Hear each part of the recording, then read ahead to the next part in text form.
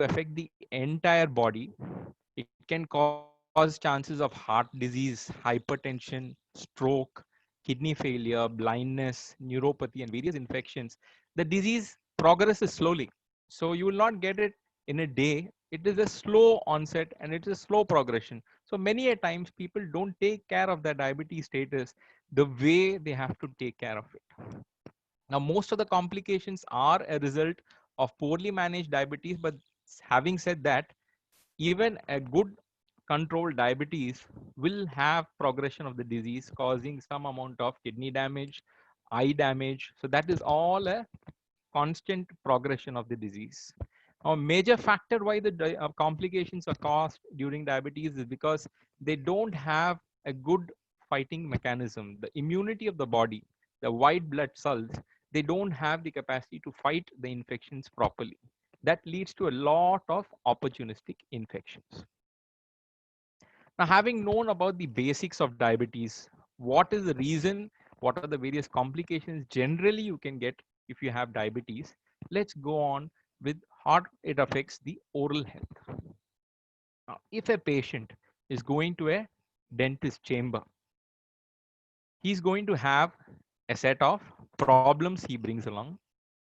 Some problems of the patient would be diagnosed by the dentist, and having diagnosed the problems, the dentist will have to go about making a treatment plan, how he's going to go about treating it, whether the treatment plan has to be altered or he has to take some precautions. All these would come under the dentist concern.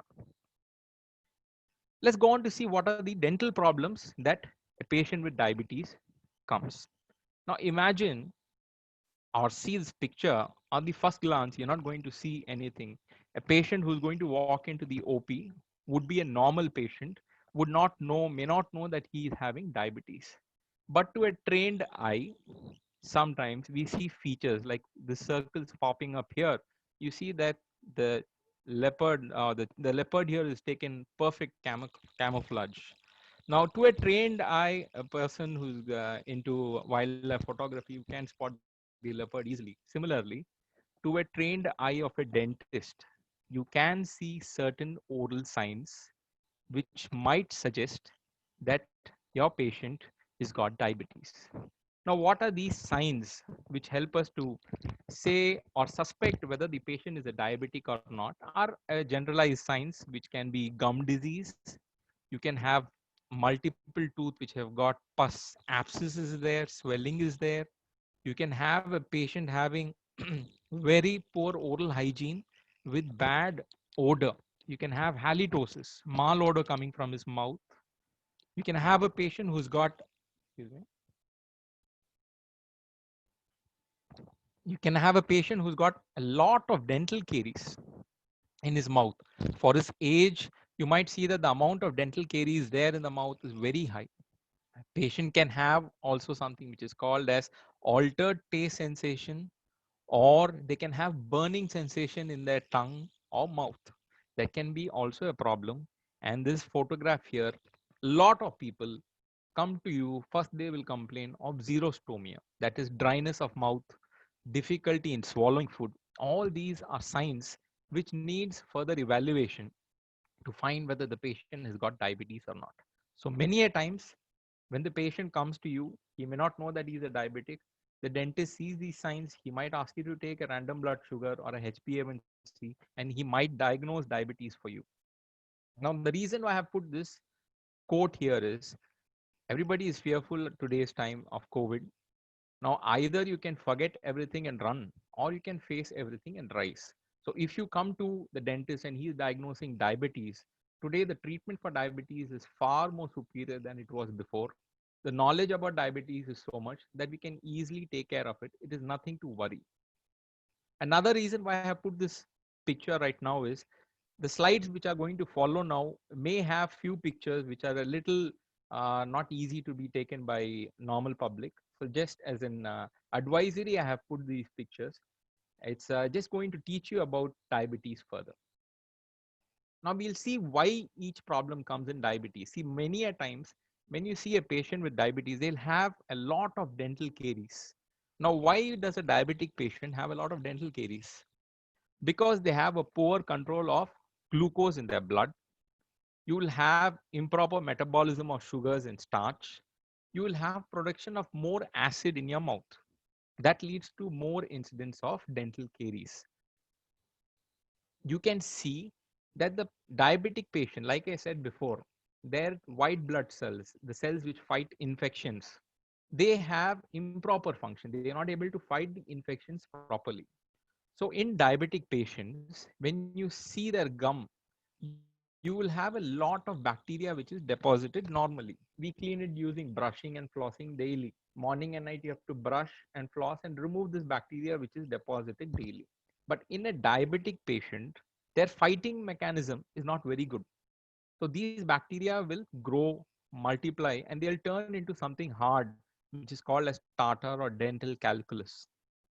This gets deposited below your gums. It leads to bleeding from gums. Easily, if you see such patients over a period of time, they develop advanced gum disease, otherwise known as periodontitis.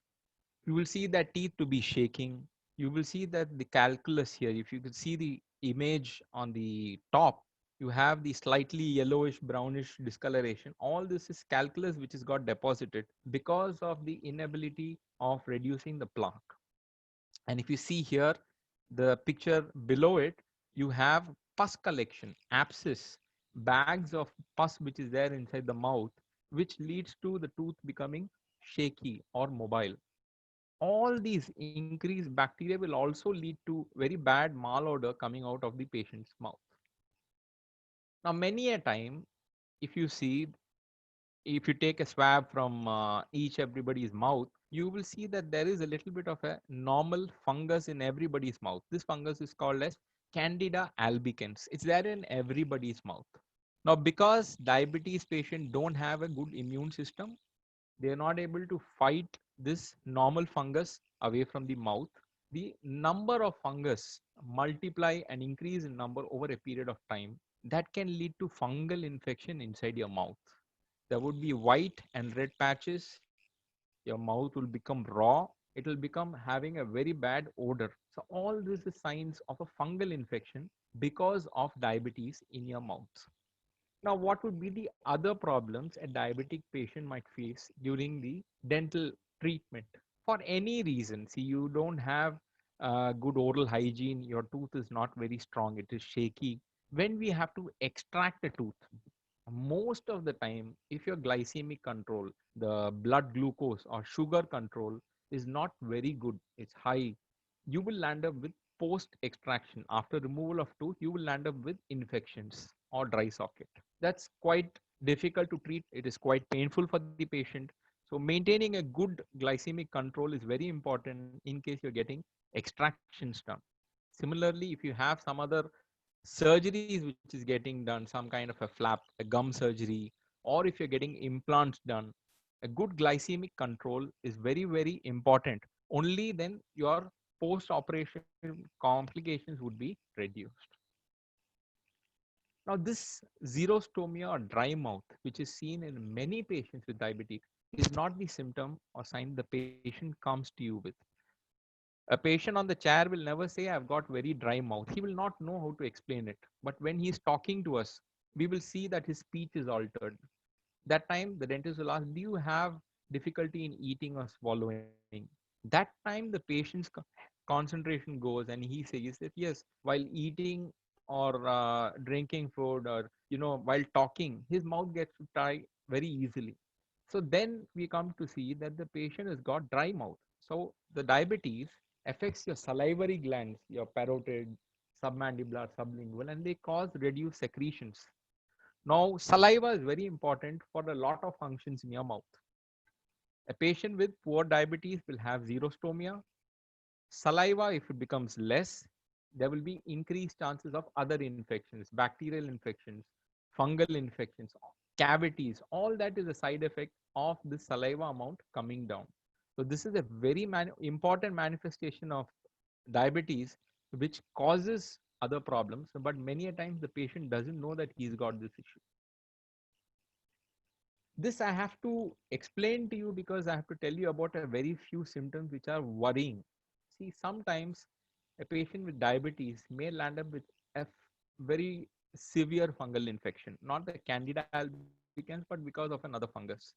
In case you have, or you know, or you're experiencing, or you know somebody who's experiencing these symptoms, sudden loss of sensation of smell, you have a blocked nose suddenly, or suddenly over a period of 1 week or 1 month, the tooth starts shaking too much in your upper jaw especially, you have numbness, you have to get it looked by a dentist, because if your diabetes is not under control, your glycemic index is not under control, you are prone for getting infection by this mucormycosis, which is a very severe and dangerous fungal infection.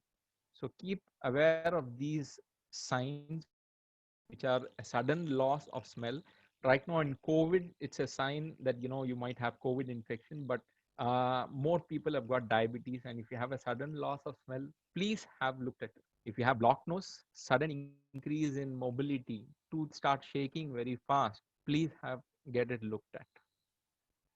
Now, why we are talking about all these problems that a diabetic individual has while examining dental on a dental chair, or in his normal life, why he develops so many dental problems? Because there is a concept called oral foci of infection.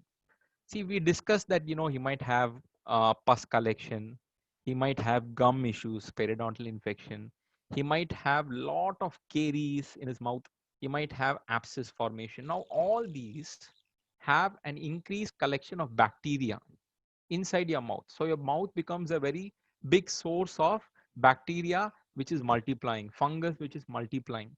Now, very easily from your tooth, this bacteria, if you see the image on the left, the carious tooth or the cavity tooth has got infection in the root.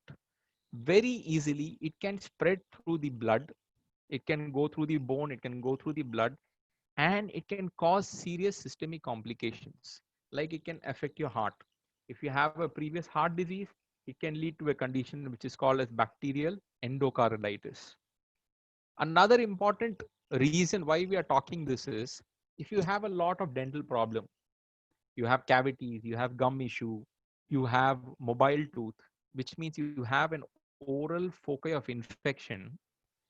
Already you have a lot of bacteria inside your mouth. Now, these bacterial toxins, when they enter your blood, they have an effect and they secrete a chemical called as TNF alpha. It stands for tumor necrosis factor alpha. This in turn causes poor glycemic control. So if you have a lot of dental problem, that can cause your sugar to rise because of this pathogenesis. If you have a dental problem, it can lead to severe systemic conditions because of the concept of oral foci of infection. Now, this is an article which is done by one of my friends. What they say is, they evaluated the oral health related quality of life among patients with diabetes. They had it among good controlled diabetes and poorly controlled diabetes. What they saw is almost 86 percentage of the patients with uncontrolled diabetes have some amount of pain, discomfort. They have also a deep psychological impact because they're always worried and tensed about their dental problems. And they also have problems in changes in taste perceptions, which might be because of reduced salivation, it might be because of fungal infection, it can be because of bacterial infection of the tongue. Now, as a diabetic individual, you need to know what is your status. See, many a times you go to the lab, you will get the result, you will have a reference value, you get an idea as to what your diabetes control is going to be. This will explain to you in a very simple term. So when you do a traditional test for diabetes, it is called as glucose tolerance test. You have a test blood sample taken on fasting, and then you're given a meal. After 2 hours, you're given another blood sample. So if your fasting blood glucose is below 100, you're normal. If your fasting blood glucose is somewhere between 100 and 126, you're in a stage which is pre-diabetic. You'll have to modify your lifestyle, you'll have to do exercise, you'll have to improve your glycemic control so that you become back to the normal stage. And in case your fasting is above 126, most of the time you must be already diagnosed with diabetes. We have another concept called as HbA1c. This gives you an average of almost 3 months level of your diabetes. So many a times when we have to go to a clinic or you have to go and get a surgery done like a heart operation or an eye operation, they will do a test to find out your overall glycemic control. They will do a HbA1c. Now this says how well are you in control of your diabetics. Now this comes from around 4 to 12 would be the range, where up to 7, that is 6.9, is good control. Anything above 7 means your glycemic control needs to be changed. Now, as research is progressing, I have to keep you informed that soon you'll not need any blood finger prick, you'll not need any needles to take out your blood samples. You can do the same test using saliva. This is another article done by one colleague of mine where they're talking that just saliva, your saliva sample, which can be taken without a needle prick, it can be, doesn't need any professional help. You can give the saliva sample, can give you the same result as a needle prick blood sample. So this is the future, and it will eliminate a lot of needle pricks. So we get an idea as to what diabetes is about. We have seen what are the problems that the diabetic individual has. We see what are the complications in terms of oral foci of infection, how the blood control is to be monitored. We have seen that. Now we will see what are the concerns that the dentist has and how you should approach a dental clinic in case you are a diabetic individual. Now, this slide is very important if you are a diabetic patient. How should a person with diabetes prepare for a dental appointment? See, most of the time, we eat or take our normal meals before going to a clinic. Sometimes, many patients feel before extraction, you should not eat. Don't do that. If you're a diabetic individual, please eat your normal meal prior to your appointment. Take all your diabetic medication on schedule. Don't alter the schedule unless the doctor has told you. You should take your recent blood sugar test from a lab preferably, or if you have your personal glucometer, daily you're monitoring your blood glucose with your personal glucometer, take it to your dentist. In case there is a drop in blood glucose, you have your glucometer, it can be checked. Any post-operative instructions that the dentist is going to give you is with the aim to reduce the chances of infection or any complication. So please follow all the post-operative instructions your dentist gives you. And the last point is very important. In case you're not feeling well, in case you feel some kind of a feverish or you're feeling that you're not up to the appointment, it's absolutely no problem. Call your dentist, reschedule the appointment. Don't go to the clinic with anxiety, because that can lead to conditions what we are going to discuss further. Now, this slide talks to you what are the 3 important points you have to tell your dentist in case you're experiencing this. When you're going to the appointment, please say about your past medical history, what and all medication you're taking, whether you're taking any medicines which are making your blood thin, they prevent your blood from clotting, like ecosprin, clopidogrel, any heart medication, any surgery that you've gone, let it be, any part of your body, but please inform your dentist what is the history of your surgery. And while treatment is happening, like I told before, if you start feeling cold, anxious, or you're in a state of confusion, you're not able to have coherency in what the doctor is talking to you, inform him, because this is a stage where you're going into a shock. Your blood glucose is coming down and you're getting giddy because of that. The doctor needs to know to take care of you. Now, what do you expect the dentist would ask you when you're going to the dental clinic? He will definitely ask you about how good your blood glucose level is, how is your control, whether you need to be having any alteration of medication. If he feels, he will contact your physician and then he will make the necessary alterations. But if you feel suddenly or in a period of maybe 1 week, 10 days, there is some changes in your mouth, like a pain, swelling, irritation, please go and see your dentist immediately. This shows of the recent days what modifications many dentists are doing in their clinic when they are dealing with diabetes. Now, this says that almost 40% of the dentists, they have the glucometer to check on diabetic patients what is their blood glucose level. 70% of the dentists would give you some antibiotic before starting any infiltrative treatment to extract tooth or surgery. They would give you some antibiotics. And many a times, if the patient is very anxious, the dentist might give you even a very minimal dose of anxiolytic so that you are calm during the appointment. Now we have seen what are the information you have to give to the dentist. We have seen what the dentist is expecting of you.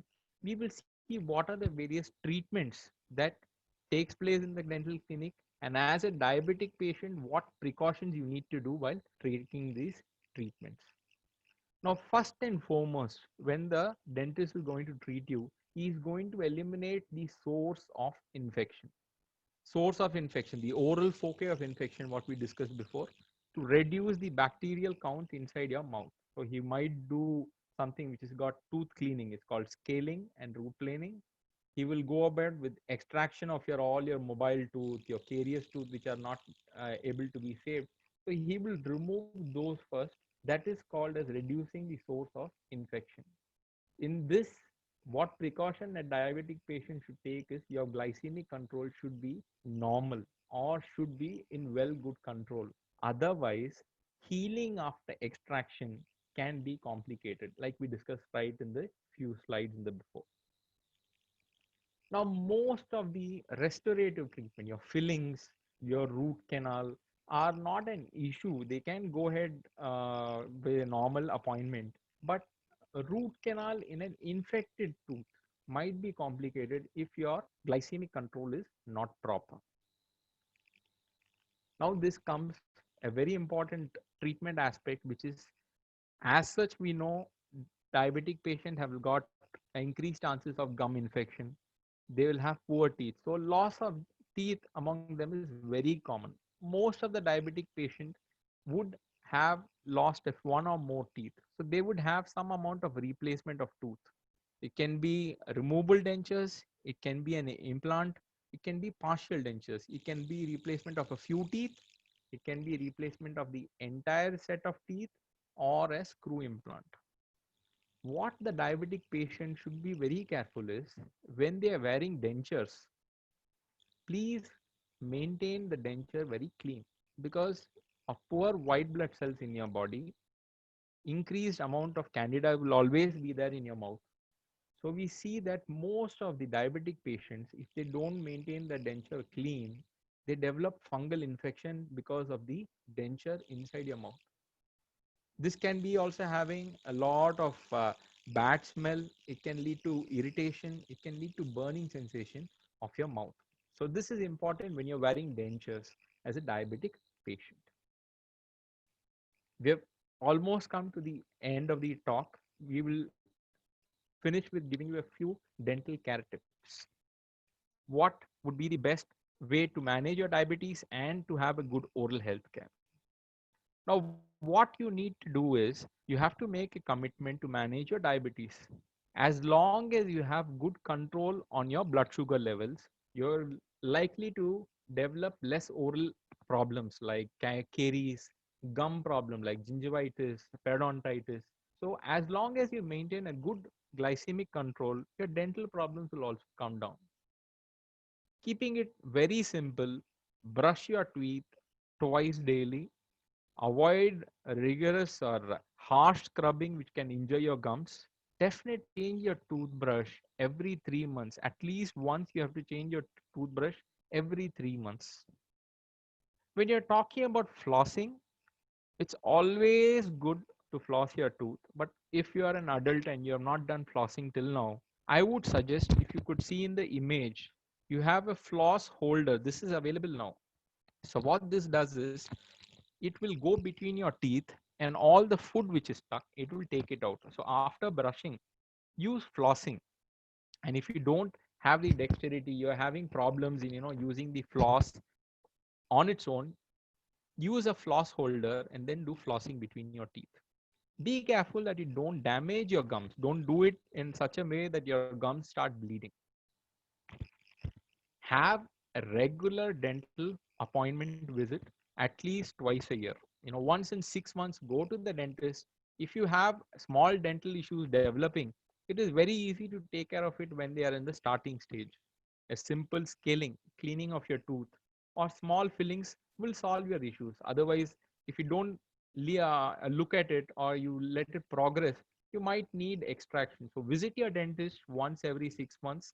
He will have a thorough look at your mouth. He will look at your tongue, your teeth, tell you all your problems that you have.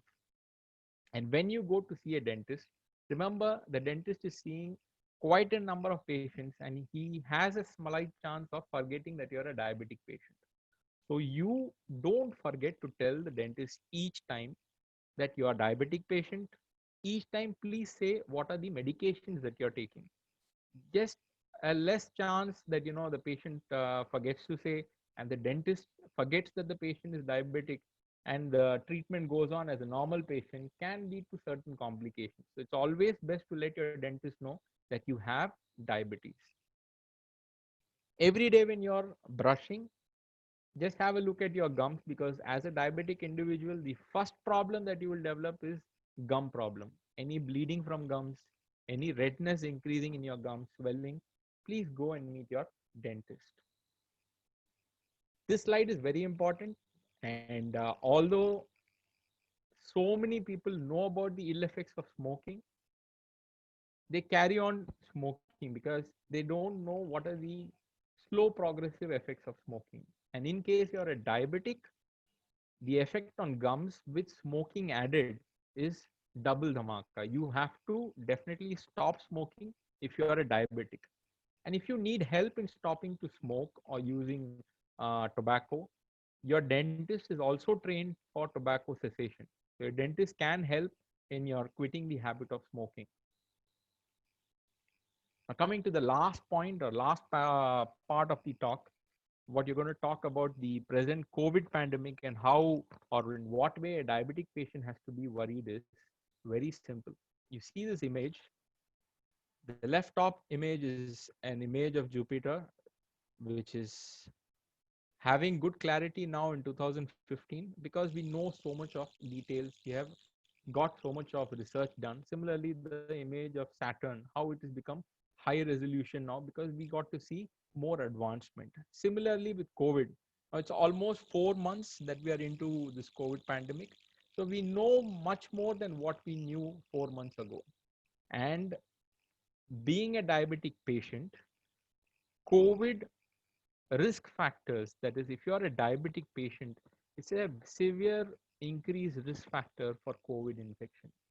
So keep your diabetes well under control because diabetes causes poor immune system. The white blood cells don't fight infections properly, and diabetic individuals are predisposed or in a higher risk of getting COVID than a normal individual. This is very important point. That's why I've just put this one point here. Now, this is something which is coming up now. Because of COVID infection, people who have got infected with COVID, there is a few papers which are telling that COVID infection can lead to new onset diabetes, or if you have diabetes already, it can lead to severe metabolic complications. Your control won't be improper, your sugars would shoot up, that will lead to infections. So when you're a diabetic, first make sure your immunity is good, make sure you're taking all the precautions to avoid COVID. And in case it should not happen, but in case you are infected, you have to be concerned about the complications which can lead if you're a diabetic individuals, because this is a very seesaw kind of a battle. The COVID can cause diabetes, the diabetes can cause you to become an increased chances of getting COVID. We many a time forget about the oral complications or the oral care. So make sure you take care of the oral part of your body also in case you are a diabetic. Now let's have these last two slides and talk is going to end now.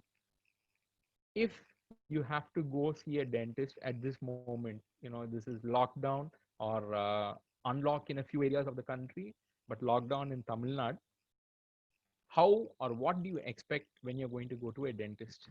First, call your dentist, explain your problems, get an teleconsultation if possible, and only in case of emergency, if you have a swelling or an unbearable tooth, that time you try to go to a dental clinic. Otherwise, you try and solve your problem with a teleconsultation. In case you have to go to a dental clinic, always wear your mask, which is a norm or a very it's a reflex right now that everybody goes out only wearing a mask. Try not taking any bags or x-rays to your dental clinic. You have phone, you have a camera, take a photograph, take a soft copy. Avoid carrying things into a dental clinic. Avoid going in crowd. If you have a problem, try going alone to the dental clinic and come back. Don't go with two or three more people to go along with you, because that is an increased chances of infection transmission. And if you have fever, if you have cough, please follow all the norms. Inform your doctor that you're having fever. Don't spread the cough. And it's a partnership between your doctor and you, that you don't infect the doctor or the doctor doesn't give you the infection. So this is how you're going to take. And all the precautions that the doctor is taking, these are a few precautions that most of the clinics are following. We know about COVID more than we knew before. We are taking precautions, and we will improve these precautions as time goes. Now, managing diabetic is a lifelong commitment, and that includes proper dental care. And if you are going to be taking good care, you would be rewarded with a lifetime of healthy teeth and gums. Now, with this, I finish my webinar. I like to thank Mr. Hari for telling me about this opportunity to give you a talk on diabetes and oral health care. I'd like to thank hashtag medical writing for making this slide deck. And I'd like to thank Ambropin for making me good enough to talk about diabetes and oral health care. Thank you. And I'll hand it over to Mr. Hari right now. Thank you. Mohit, if you could please stop sharing the screen. Yes, sir.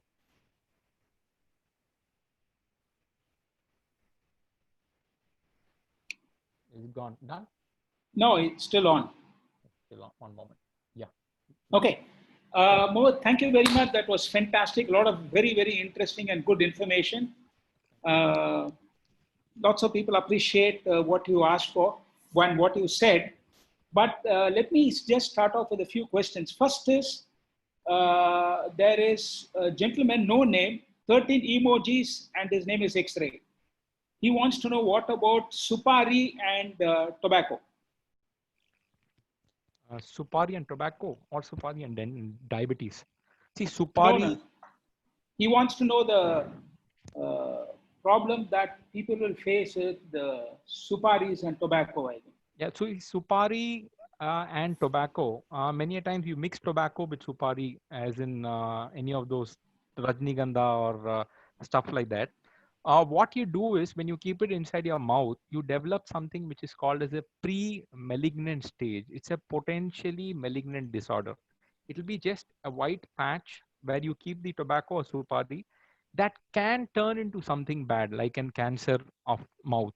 So you need to first stop using supari tobacco.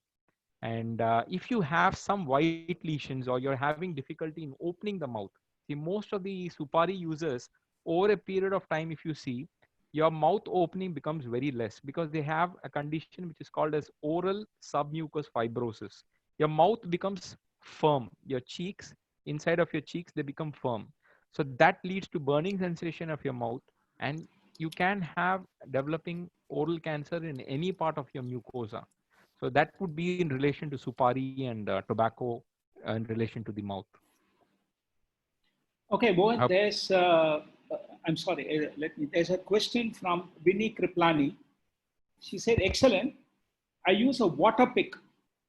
I can't floss, Yes. but using water pick for dental hygiene. Also in the morning, I'm doing oil pulling. Is that helpful to keep mouth healthy? Yes. See, water pick is a new gadget which has come recently. Now, for people who have not done flossing from childhood, trying to do flossing, when they are adults, they tend to injure the gums further. So for them, I like I showed you in the image, you have a floss holder. It'll be like this. You'll have floss. You can use it between your teeth. Some people who don't have good dexterity, they have rheumatoid arthritis, they're not able to do fine motions, they use water pick. Now water pick works the same physics. It shoots a jet of water between your teeth. It will take out all your dirt between your teeth. So water pick is good. It can be used if you're not able to use flossing, but it can't replace flossing totally. And coming about what is the other end part of the question, Uncle? Mouth pulling. Oil pulling. Yeah, Sorry, oil oil pulling pulling. is not going to cause, yeah, oil pulling is not going to cause you harm. See, in today's day and age, you have alternative medicine therapy, and I am dealing with a lot of oral mucosal conditions. What I see is, if you are using oil pulling for a few mucosal conditions, it can heal those conditions. So I would never say, don't do oil pulling. You do it, it's not going to cause any harm. So that way you can carry on oil pulling. It's not going to cause harm unless you're using boiling oil or, some kind of additive into the oil that you should avoid. Okay, another question is, do you uh, advocate salt water gargling or washing your mouth with it regularly at night? Yeah, see, salt water is supposed to be an anti-inflammatory. It reduces the erythema. If you have swelling, if you have bacteria count, it is supposed to reduce the bacteria count. So as long as you don't use very concentrated salt water, or some people for cleaning their gums and teeth, they take salt and they rub on the gums and tooth. You don't do that.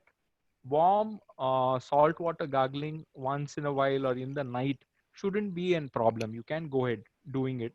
Don't rub salt onto the gums. It will cause tooth damage as well as ulcers on your gums. Don't use salt in very high concentration. That would be my advice. Okay, many people have asked the same question, so I think I will go ahead and answer this. The question is, sugar monitoring at home, is it the same as a plasma test? Honestly, this question has been asked many times, and I've asked many doctors, so let me just finish it. Almost yes. Though a blood plasma is good, but the new age meters that you get have already corrected for these little differences, and it's quite accurate now. So that's a question more. Let's give that up and go on to the next one. Yes. Uh, does whitening teeth have bad effects for patients? I really would like to know that for Yes. diabetics. For But diabetics.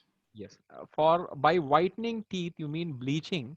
You have various types of bleaching. You will have something which uses hydrogen peroxide. You will have something which is called as an insta bleach.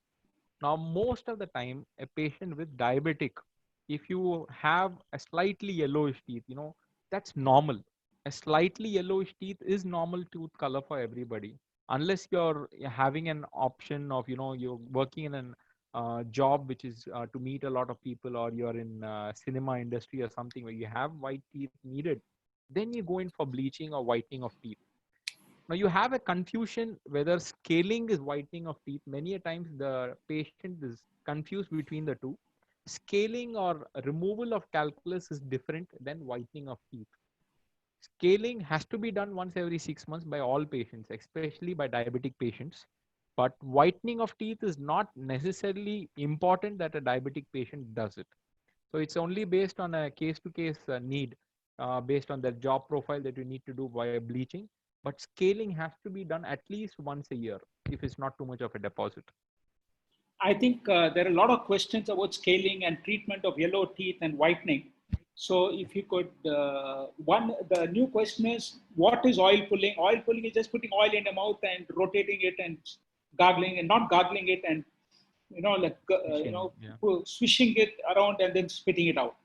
It's an Ayurvedic treatment. So let's get on. A treatment for yellow teeth. I think everyone wants to know how to get rid of yellow teeth.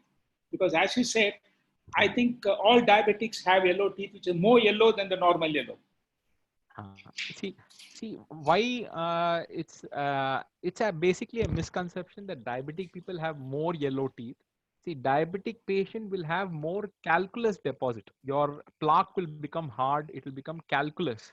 that makes the tooth more yellow. Now that can be got rid of by doing a simple scaling, like I just said.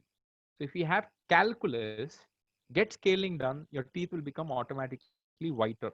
If you don't have calculus deposit, you're maintaining good oral hygiene, you don't have a lot of bleeding from gums, naturally your teeth would be slightly yellowish. That is the natural color of the tooth. Now, if you see recently that Fair and Lovely is going to change its name and remove Fair, so all that work which is happening on Fair, this thing, white tooth or absolutely white teeth look a little abnormal.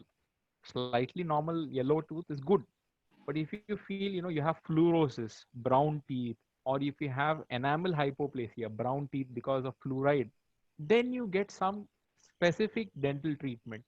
Calculus removal will reduce your yellowish of the tooth, and that is most of the time which suffices the dental patient in a diabetic individual.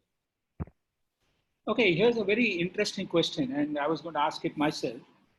Vivo 1915 wants to know, recommend a good toothpaste. And you sometime back said that please use an electric toothbrush.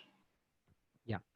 See, a normal toothbrush is for people, you have good dexterity. You have fine movements in your fingers. You don't have rheumatoid arthritis. Go ahead and use a normal toothbrush. An electric toothbrush is designed for people who have difficulty in doing fine motions. Sometimes your joints of your fingers, they are very stiff because of rheumatoid arthritis, or you have some nerve problem. For them, you use electric toothbrush. Otherwise, use a normal toothbrush, and any toothpaste, as long as it's not got a very rough consistency to it, any toothpaste is good. It is how you brush your teeth that matters. It's not the toothpaste. You use any toothpaste, and if you don't brush your teeth properly, you're going to have gingival problems. You're going to have pus formation. Your tooth will become bad. So brush properly, use a normal toothbrush. If you have rheumatoid arthritis, go ahead, use your electric toothbrush. It is an aid. It is not going to replace your normal toothbrush. Okay, I'm going to ask a few questions. I don't see any other questions coming up on chat, but Sure. I made a list of a few questions. Yes. Uh, how important do you think it is to use an antiseptic mouthwash after every meal or often during the day for a diabetic? Yes. See, there is a normal concoction of bacteria, fungus inside your mouth that is forming something which is called as an oral microbiome. That's an ecosystem inside your mouth. So normal, you have your saliva which is coming into your mouth that keeps all these bacteria, fungus in check. In a diabetic patient, because the saliva is down, your white blood cells don't act properly, you have chances of increased fungus and bacteria. So after each meal, gargle your mouth with normal water. Morning and night, normal brushing should be enough to take care of it. But if you have very reduced saliva, you have salivary substitutes, and in that time, doctor might prescribe you an antiseptic mouthwash like chlorhexidine. Because if you use chlorhexidine mouthwash over a period of time, it can lead to discoloration.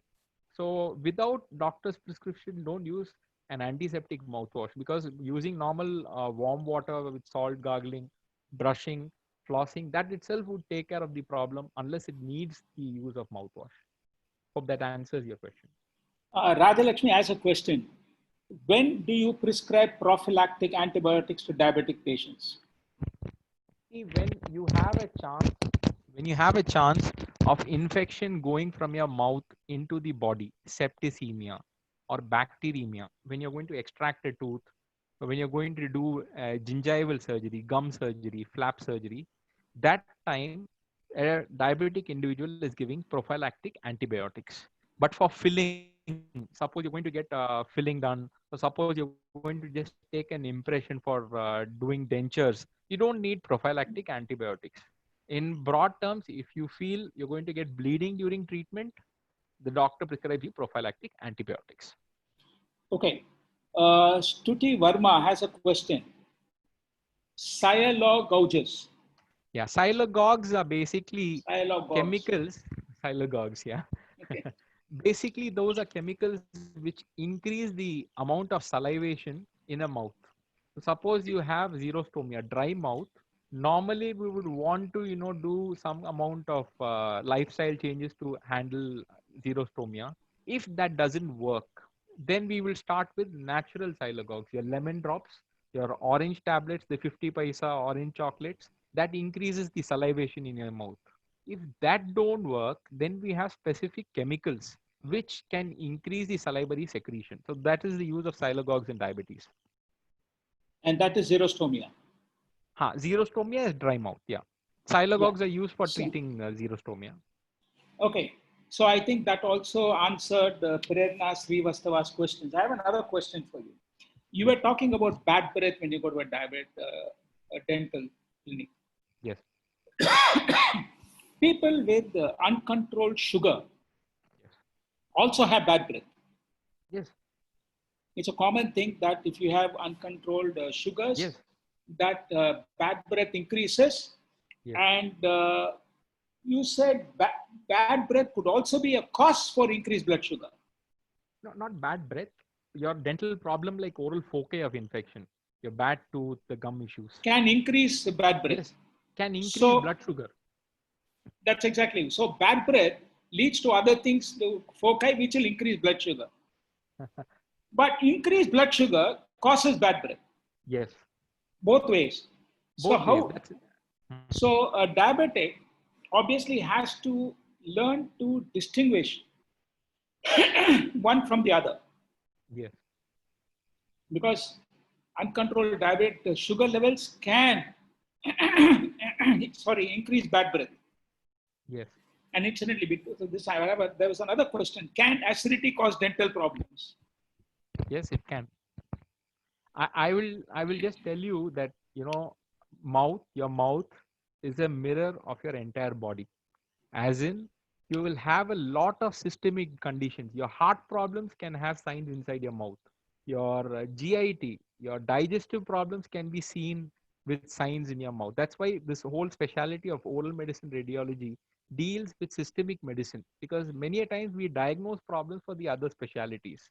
Now, coming about bad breath, see, it's a huge topic in its own.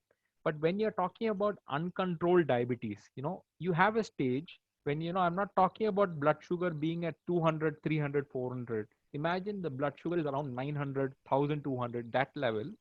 You will be in a stage where the Of patient is, coma. yeah, just they're going to go into a diabetic coma.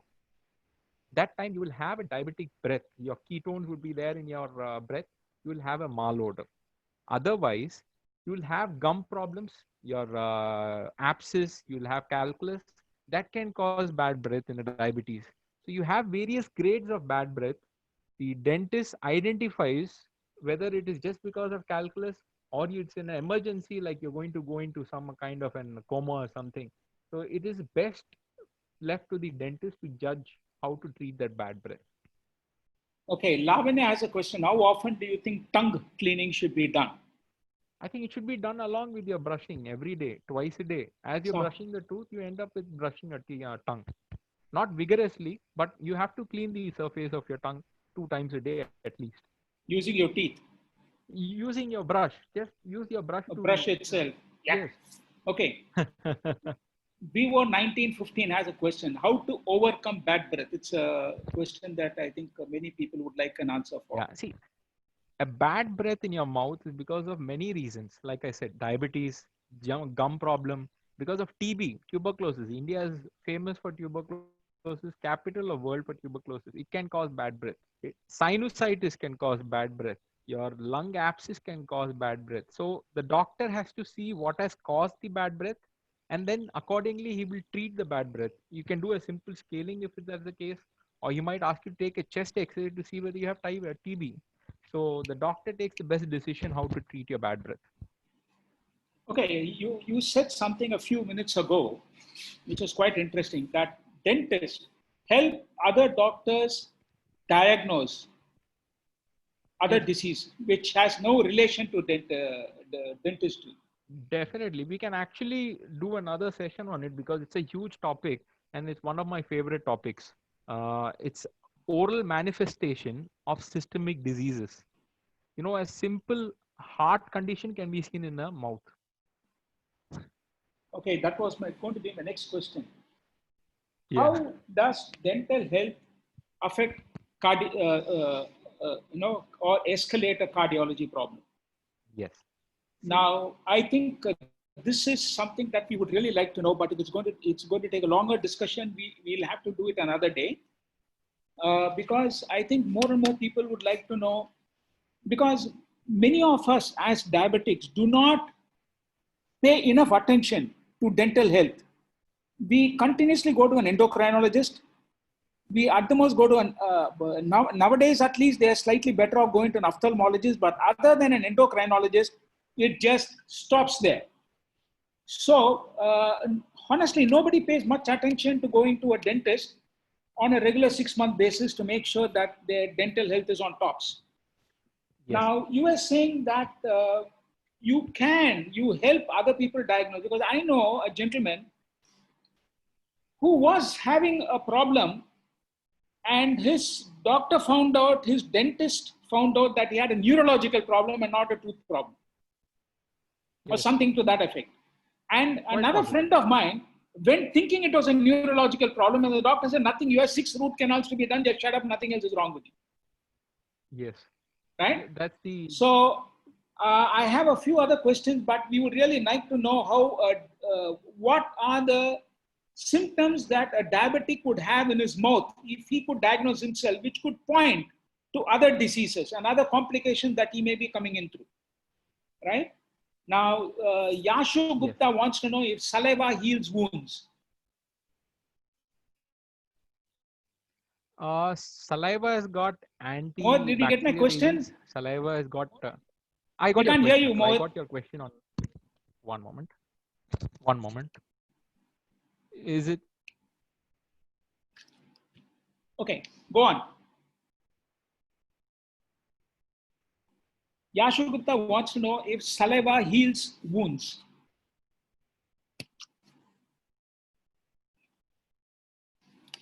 And there's another question from Vivo. 1 minute, I'll check that out.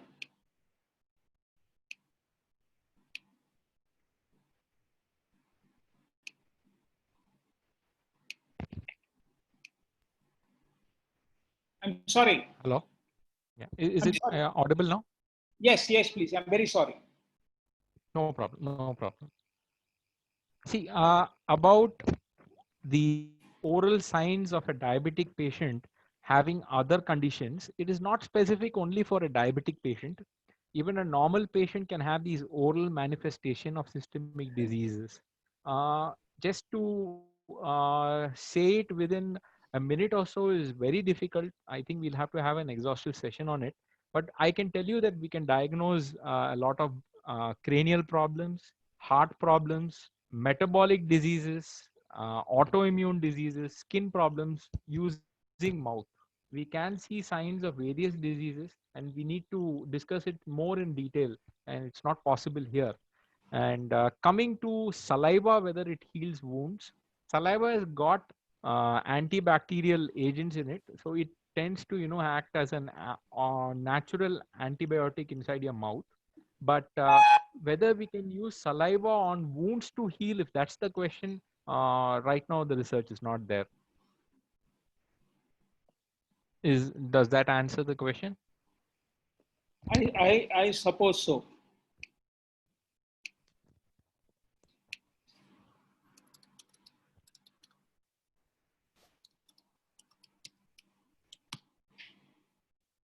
My friends, is there anyone else you would like to ask more questions? Are there any more questions that you would like an answer to?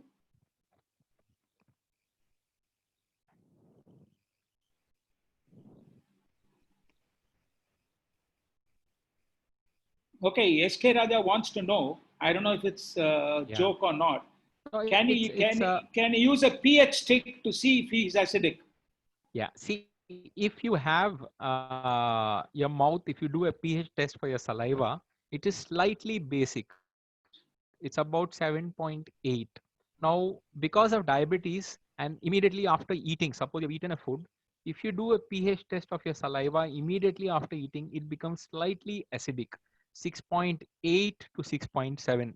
That's when the caries, the acid generation, they all start working. So you can use, it's used for research where they take the saliva and do an pH test. But on a regular basis, you all you will know that it's slightly alkaline or slightly acidic. You'll not know the inference of it. But if you have a pH meter for a research purpose, it's quite possible to do it. Okay, Dr. Pratna Koval has a question for you. Does uncontrolled diabetes lead to change in taste or loss of taste in mouth? If yes, what is the treatment? One of the first signs and symptoms of diabetes is altered taste in your tongue. It's because of the effect of diabetes on nerves. So when you have altered taste sensation, there is a chance that you might have diabetes. There is also a chance you might have other problems which cause altered taste sensation. If you're having antihypertensives, you have BP, hypertension, medications can cause altered taste sensation. So an altered taste sensation can come because of numerous factors. Uncontrolled diabetes can definitely have loss of taste sensation.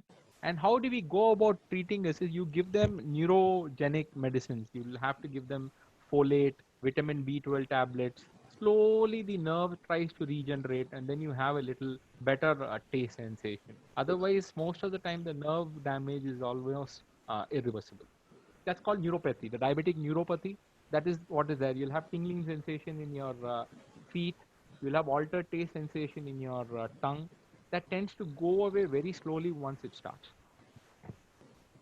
Oh, oh, that's news because I didn't know that neuropathy affects also the mouth and because of which the taste. Yes, yes, because you have the taste carrying nerve. Fantastic. I think Anish, go on please. You have a question.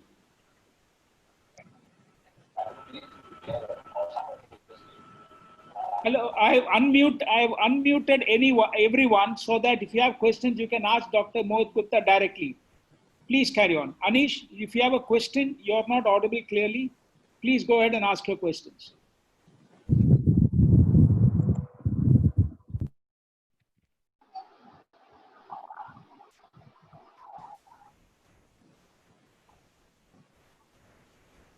Mala Saravanan, have you a question?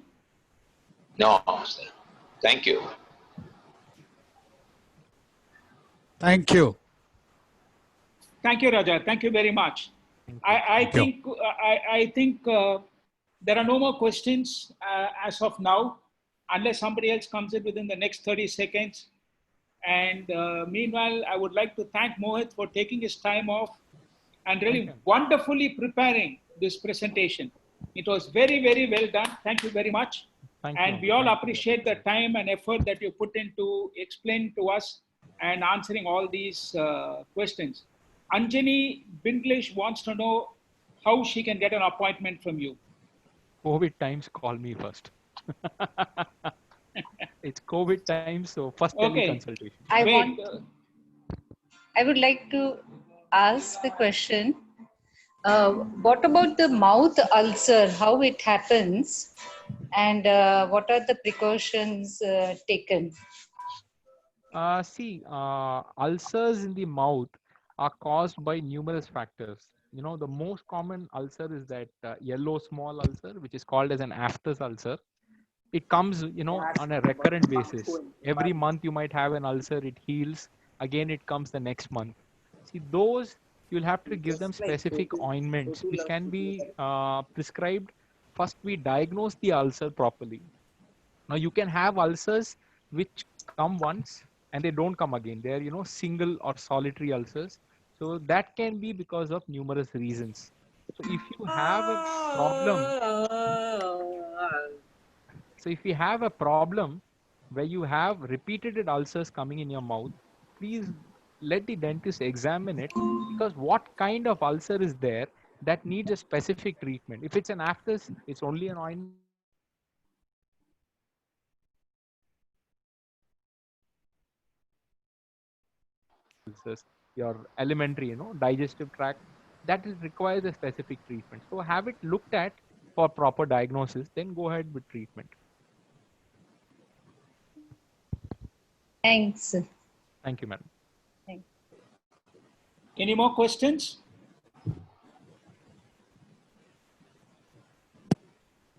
Right, Mohit, I don't think there are any more questions. Thank you very much. Everyone is saying thanks to you for a Thank you. wonderful presentation. Thank you very much for taking the time.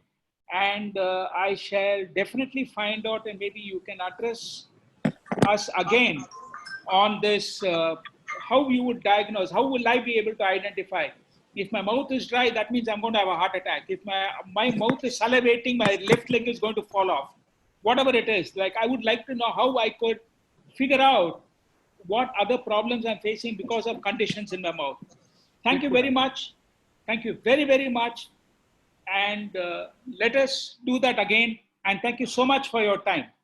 Sure. Ladies Thank and you. gentlemen, thank you all for joining us this evening.